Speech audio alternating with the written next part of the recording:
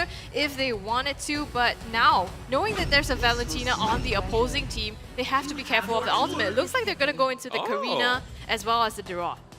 Well, that just opens up RRQ to pick up the Julian here, right? It's setting up for it. They have the choice to pick it up, but now where's the Valentina going to go? Is it going to... Oh, there you go. Whoa, Lancelot pickup. They noticed that RSG Philippines have been banning this Lancelot out in the second phase almost 2 games in a row straight up.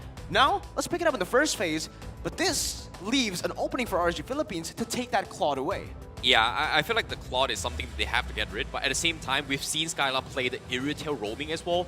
But here comes the annoying part about the composition from RQ, right? If you think about it, Valentina's got a lot of mobility. Esmeralda's got sustains. Lancelot's got a lot of mobility as well. And time again, we've seen Albert in a situation where he's forced to play tank Lancelot, even though it's not favorable.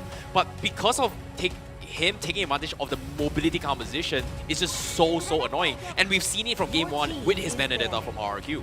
Yeah, so maybe they will go in... I mean, their draft right now kind of counters that Franco, right? With that mobile approach, he might not be able to land the hooks as much. RSG PH gonna go ahead and ban out the Lolita here. Speaking of the Franco, I mean, do you think we'll see instead of Popo and... instead of Claude, it could be a Popo and Cooper as well?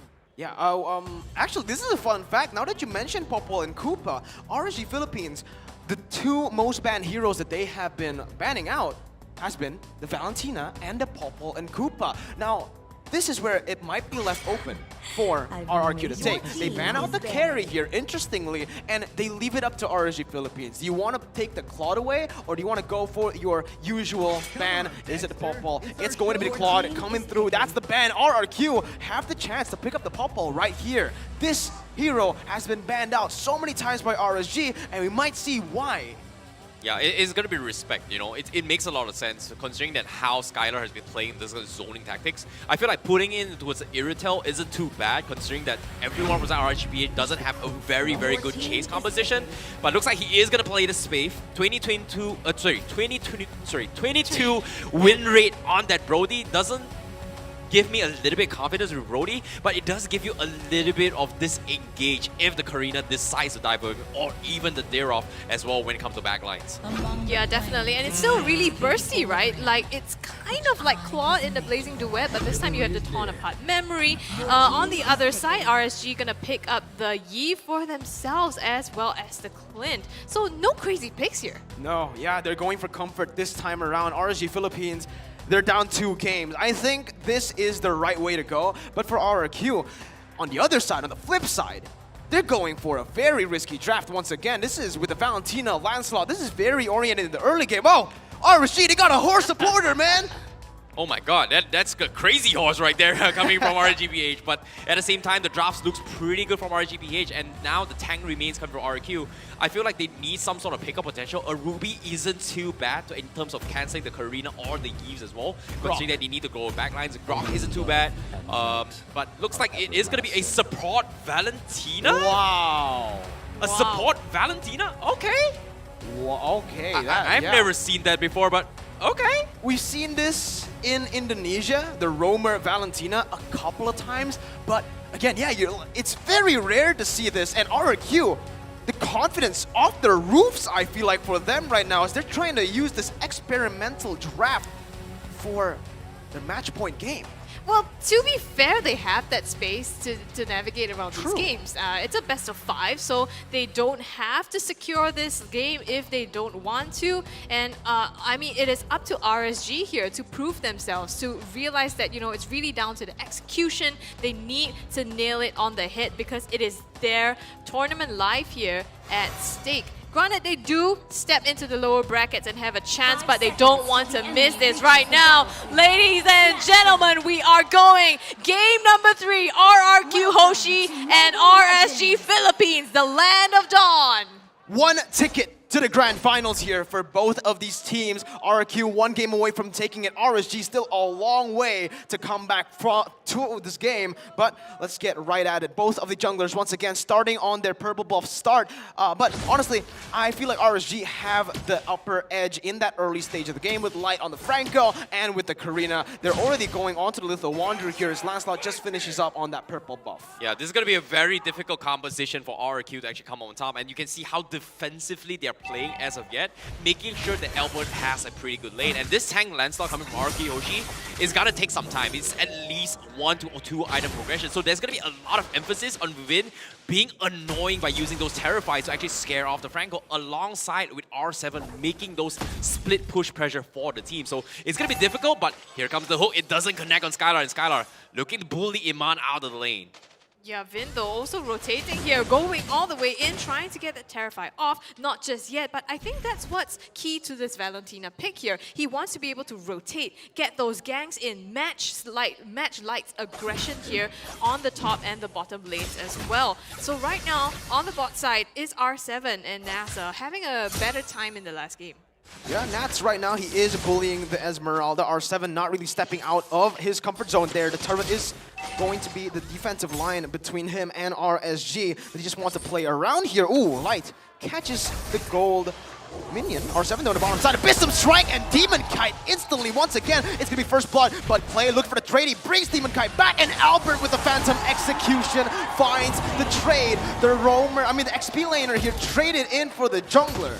That is huge coming from RQ Hoshi. They needed that kind of kills for Albert, considering that he does have a relatively early power spike. And because of that, he's going to take advantage of the issue. But I want to talk about the skills that Vin can actually skill on the IME.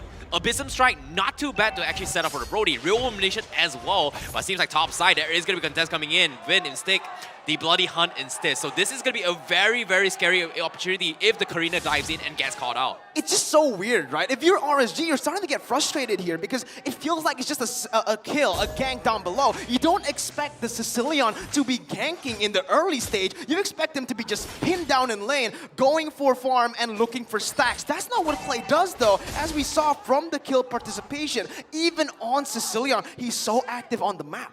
Yeah, and it's crazy, right? The way that he can abuse this hero, even though it is a late game scaling hero. And right now, across the board, it's going to be Demon Kite and Albert. How do you think these two are going to match up to each other in the jungle? It's a little bit difficult, but when it comes to the matchup, right, as of yet, before the first item power spike, I feel like Albert does have a little bit upper hand in terms of the Thorn Rose. He's got to do a little bit more damage. But once you hit to level 2, level 3, Demon Kai is going to be able to scale the ball. But no, looks like the pickoff comes in. Vin taking advantage of the Bloody Hunt. And this is exactly how you dictate the tempo. Stop the aggression, hold the ultimate, wait for the right moment, and just shut him down. The efficiency of the Valentina here in game number 3, you can see it, right? Vin, he took that actually in that top side. He saved it all the way, waited for that opening as R7 in that bottom side. It's actually...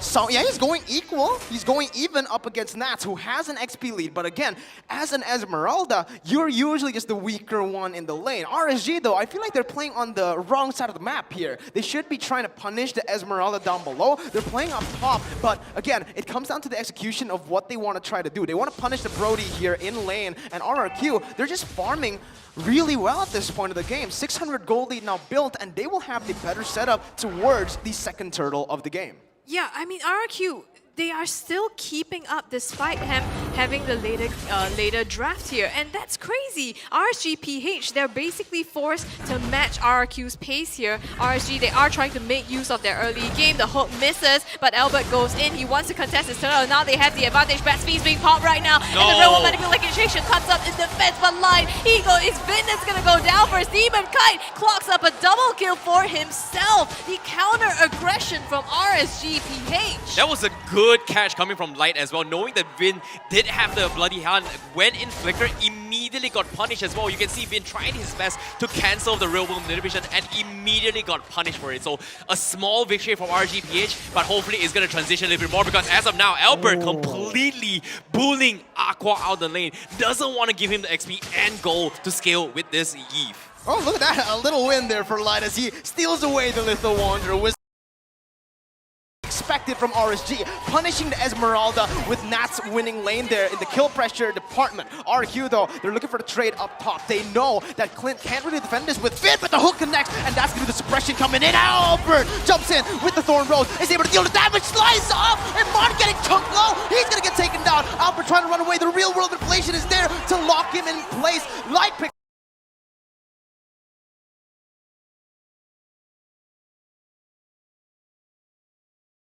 Better position now. Yeah, and as of yet, based on the composition, it feels like trading off Albert and Vin is not the end of the world for RRQ Hoshi, because the true carry is gotta be Skylar. For him to get himself a big kill and tier 1 is gonna help him scale a little bit more. However, Clay now in a little bit of trouble. They might look to return the tides against this, but it's just a little bit too risky, knowing that anything can happen with Light with the hooks. Definitely. RGPH, even though they have the lead here slightly, they don't want to push this too much because RRQ, they definitely are the disciplined team as well. We've seen their plays all throughout MSC, being able to keep their cool. And the next objective coming up in 10 seconds, Turtle up top. Both teams gonna start to look at this.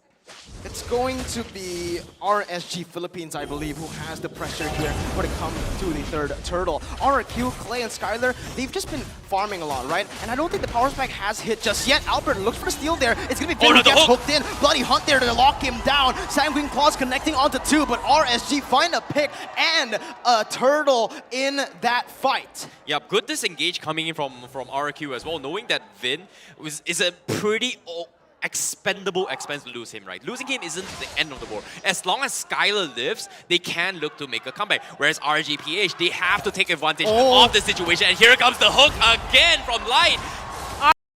Trying to some more out from RRQ, but the zoning coming from Aqua is just too much for RRQ to do anything about, and they take the tier 1 mid turret completely for free here. They want to contest the jungle. The Bloody Hunt comes out onto Albert. Phantom execution used just to escape, as well as the Bat's Feast in defense. There you go, RSG fully controlling the game now. It is on their hands. They have map pressure currently. No turrets taken down except for that top side first turret. RRQ Hoshi, they're forced to play defensively. They're forced to play it reactively, and that's where RSG Philippines find their tempo. The death ball strategy that we saw back in MPLPH is now fully on and fully running. Yeah, I want to talk about the death ball strategy as well. Demon Kai is 5-1-1. This is a Karina that, even though is kind of fallen off of meta, completely ignored throughout MSC. And the reason being is that you need him to snowball. And currently, Demon Kai's got the perfect game. He's got 5-1-1. His damage output is also scaling alongside RRQ Hoshi. And look at this, the confidence coming from Demon Kai to force Angel. But Light with the hook, how? How did he get that? Here comes the Tornapod Memories trying to put out some damage. Finn goes down, taken off by Iman and RSGPH again. Even though they went for the aggressive play there, they got the advantage, they got the kills, they got everything. How did Light catch Clay out of everyone there? Oh my god, that was beautiful by Light. The fact that he was able to find the right target there, and even before he got Skylar. So this is going to be the question for RRQ. How do they evade from the hooks that just keep on coming through? They don't have any tanky members aside from R7 here, who hasn't really hit his power spike as well. That's a free Lord onto the hands of RSG Philippines. 4,000 golden Light again just shines through as he finds Albert with the Bloody Hunt. Well, Franco wins games, ladies and gentlemen. Franco wins games. And as of yet, masterclass performance coming from Light, making sure he gets the right target. And currently, RRQ Hoshi, they have no choice but to completely dodge fights until Skylar comes online. But before that, let's take a look at the damage output coming so far. Iman, 21,000. No surprises considering that he's got free hits, free dummy targets throughout all the pickoffs so far. Yeah, Iman sitting at the top of the charts now, and that's not going to be good for RRQ Hoshi as they go into this game. The Lord is also coming down the bottom side, so RRQ, they need to be able to defend this. You can see the Ice Queen wand also built up from Aqua here, and that's going to provide so much utility that RRQ just doesn't have currently. Esmeralda actually fell behind in lane because of all the ganks coming in, and obviously with Nats on that Dyra just pressuring him constantly, and he's only actually able to take that enchanted talisman. Now Vin taking that Bloody Hunt, but give the real world manipulation, locking them all in place. Lord is going to go in onto the base with Iman just chunking that turret down. Clay clearing it out, Albert as well, moving over to the mid lane. Will be a good defense for RRQ. The hook does not connect once again, but RSG, they find all of the turrets outside of the base. Yeah, Yeah, this is going to be a very, very difficult situation for RRQ Hoshi, considering that now Albert, I just caught a glimpse of items as well. I thought he was going to go for a tank landslide, which we did see before. It seems like he's going for full damage. That means there is not enough people soaking up damage. In this case, R7, not even close to his a big defensive item. He's got Enchanted Talisman. Next item, Dominant Size, is not even completed yet. So it's going to take a little bit more time before they can actually have a pretty decent tank in the front line for RRQ. I agree. It's going to be rough here for RRQ because of that no front line, but RSG Philippines, look at this Light going for the play again. Goes for the Iron Hook. R7 able to dodge, sidestep away from that, but now it's going to be the real world manipulation. Light flickers forward and he finds R7. It's going to be traded back though, 1-for-1. XP lane for Roamer. I would take that any day if I was RSGPH. Nats jumping back onto Skylar. The stun comes in and the damage from Clay is starting to show. That bat impact, you can no longer write that off. You can see RSG, they want to close this as quick as possible as well before Clay starts to output even more damage. But looking at RRQ, yes, they have that opportunity. They are really far behind though, 6k gold at this point. So how do you think they need to start looking at this? It's all about buying time coming from RRQ, right? It's all about making sure that Clay is able to scale 15, and once you build out those Sicilian stacks, that is where he hits the hardest. And as of yet, R7 getting punished time and time game means he's not going to be able to be very, very tanky. Skylar, he just got his Brute Force Breastplate. That means there is going to be a little bit lesser damage on that Marksman division, which, like I said as well, he needs 1 to 2 more items. And RSGPH, they cannot afford to give away this lead to RRQ Hoshi. And now they are going to start off the Lord, and I don't think RRQ Hoshi can start at all. Yeah, I was about to say, I think they started it a little bit prematurely there. They had to wait for the 12-minute mark to get that enhanced Lord, and now that it is enhanced, they started again. There you go. That's RSG Philippines again, staying disciplined, don't really want to rush things, but RRQ, it seems like they want to force a fight here. Vin really dashing forward. Light going to be chunked there. He goes in for the hook, goes on to Vin. That's a suppression as well. Real world manipulation, locking all of them in place. Skylar forced to flicker back. Nats looking for the re-engage. Light is low, but he can still look for another hook as RSG, with this pick, with this man advantage, they will surely be looking for a free Lord here.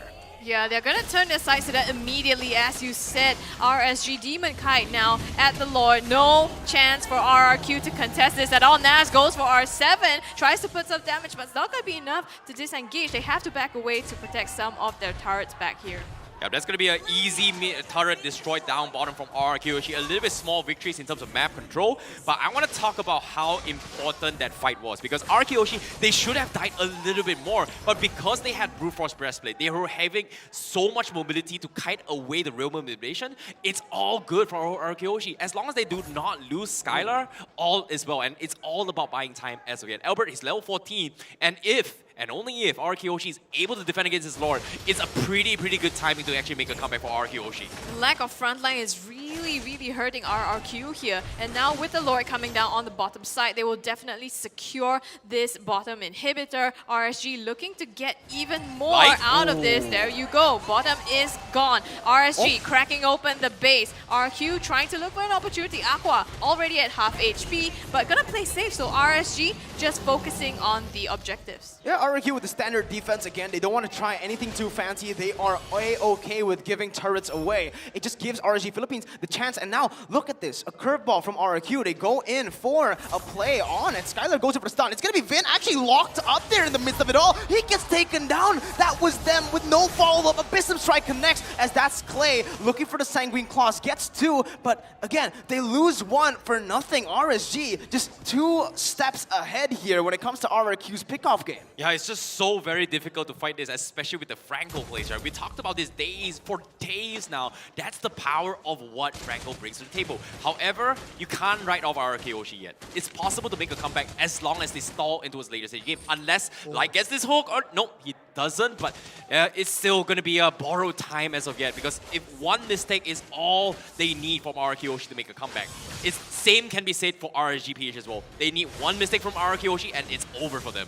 I mean, at this stage, we're almost 15 minutes, right? As these two teams scale up, get their items, it is MLBB at its prime. Any mistake in any team fight could cost you potentially the game. And RSG though, they are getting full map control at this point, and even though you said RRQ, they have to bide their time, buy enough for them to fight RSG, they are stripping everything from RRQ. Yeah, I definitely agree in that sense as well. But we did see an Ice Queen 1 purchase up on Clay, so we are going to see a little bit more utilitarian on this Cecilion. But like I said as well, it's only one item. It helps you in one small fight, but they still need to buy a little bit more time. And currently R7, he's not even close to his Oracle yet. And okay, never mind. As soon as I say it, he just got it. But even then, it's still not enough. He needs his secondary item, maybe an Ice Queen 1, maybe an Immortality. It's all about buying those times. And now with the next Lord, I don't think RRQ Hoshi should force the fight. They should go for pickoffs. However, RG, they have something new in store. They're looking for the gank on Skylar, and I don't think they realize that this is happening. This is a sandwich play here that RSG is doing, and this could be really, really good. Again, that backline presence from RRQ, and here it is, line RSG,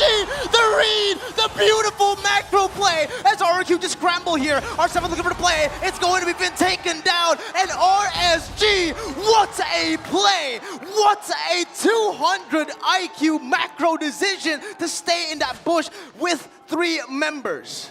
Absolutely insane. You can see that RQ Hoshi, they tried their best. The moment they recognized that that was what RSG was doing, they immediately retreated. Skylar flickered away, but still split apart. Completely nothing they can do. And now RSG, they get this Lord completely for free, but up top, Skylar gets suppressed just as we were talking about him. Nowhere for him to go, even with the immortality. And that's RRQ Hoshi down to 2 men. Clay with the Sancling Cause and a Bat's Impact. Not going to be able to do anything. Here we go though. They're trying to fight back as much as possible. Let's see if they're actually able to defend here for RRQ. It's all against them as RSG have 3 waves pushing up and the mid lane with that enhanced Lord in the 16th minute of the game. 10,000 gold lead light. They're standing there menacingly looking for the hook. He finds it onto Vin. And now it's going to be Albert jumping in with the puncture. Jumping out. Not going to be enough. He gets slain. A double kill as RSG look for R7. Look for the base. They are back 2-1.